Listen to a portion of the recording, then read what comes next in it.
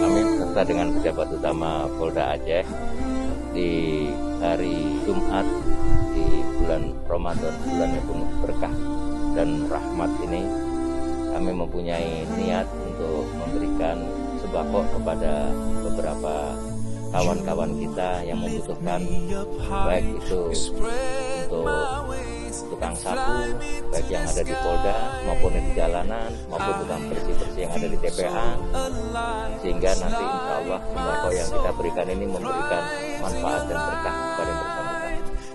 Saya juga mengharapkan ini sudah di bulan Ramadan, selamat menunaikan ibadah puasa, mudah-mudahan doa kita dijabah oleh Allah Subhanahu wa Ta'ala.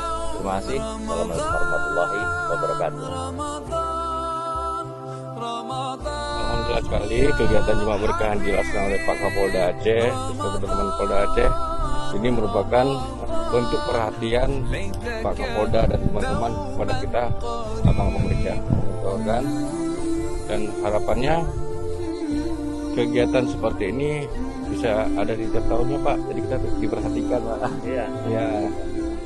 Ini salah satu perhatian luar biasa sekali dari jajaran Polri pada abang-abang beca ini.